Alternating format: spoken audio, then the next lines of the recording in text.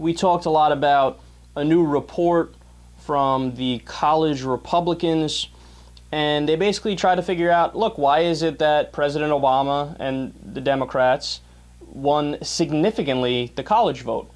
And a lot of the report was brutal honesty. They were like, yeah, they think we're racist and rigid and old-fashioned. And, I mean, they disagree with them on virtually every single substantive policy proposal, just down the line, you name it, whether it be immigration or abortion or gay marriage or economics or taxing the rich, whatever the case may be, they disagree. So Bill O'Reilly decided to have on some of the authors of the study, and what follows is hilarious. Let's listen. Personal story segment tonight. In the presidential election last year, 60% of voters under the age of 30 cast their ballots for Barack Obama. Only 37% voted for Governor Romney, and that was a margin of victory for the president.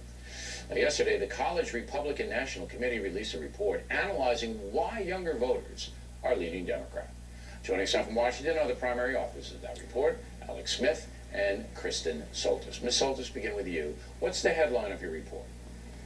I think the headline is that Republicans are in big trouble with young voters, but there are a lot of opportunities for the GOP to win them back. Okay, that's a general headline. All right, what I want is a specific reason younger Americans are voting Democrat. One of the big reasons is there's a sense among young people that Republicans don't have an answer to the problems that are facing them day to day that are affecting their pocketbooks and affecting their lives. All right, let me stop you. Okay. Let me stop you. So I want to be very precise on your study. How can that be possible when Barack Obama presides over an economy for 4 years that's dismal? How can it be possible that younger Americans don't equate the President of the United States with the dismal economy? So we're finding that young people give Obama an A for effort. In data point after data point in our study, we asked questions about the state of the economy and whether or not they thought that President Obama's policies had made them better off. And the consistent answer was, no, we don't think it's actually made anything better. We think the economy's pretty bad. But when you ask them, those who approve of President Obama, why they do, the #1 word they come back with is trying. He's trying. Now, that sounds pretty immature, Ms. Smith. It doesn't sound like a very objective, analytical opinion, or for want of a better word. So why should I care about this study, or why should the Republican Party care about a bunch of kids who don't know anything, and they like the guy just because he's flashy? Where's that? What message does it send to the GOP?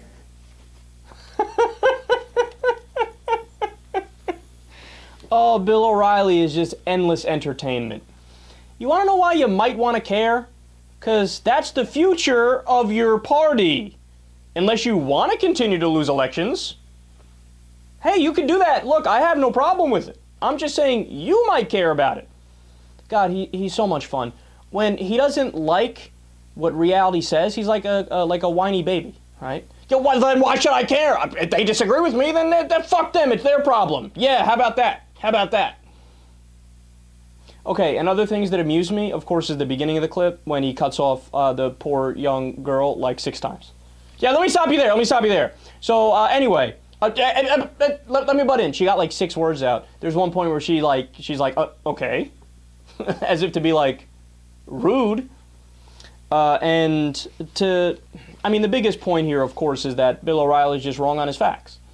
And that's what you get on Fox News. You just get black and white analysis. They go, why would the college kids who are idiots who don't know anything vote for the party that fucked up the economy? Why would they do that?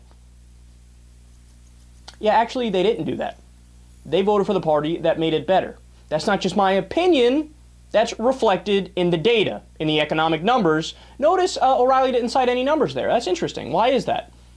Because the facts don't back him up. So when the election was going on, of course, what was it? 27 straight months of private sector job growth, over 5 million jobs created. Today we're looking at 7 million private sector jobs created, 7.5% unemployment. You have to remember, he actually did inherit the worst economy since the Great Depression. We were bleeding anywhere from 600,000 to 800,000 jobs a month. Unemployment reached 10% at the peak of the Great Recession. Now it's back down to 7.5%. I mean, does he get no credit for that? And don't get me wrong, I'm not saying it's all puppies and rainbows and singing Kumbaya. Of course I have problems with Obama's handling of the economy. Particularly, he's cutting government jobs, and also the pay that the new private sector jobs are, they're low-wage jobs. So, yes, there's problems. But is it better than the alternative? Is it better than what the Republicans did? Yeah, absolutely. There's no debating that. That's not a debatable point. That's not open to interpretation. You have to be just a fact denier to say that the Republicans were better with the economy than the Democrats were. Apparently, college students realize that, but Bill O'Reilly is too partisan to put two and two together and figure that out.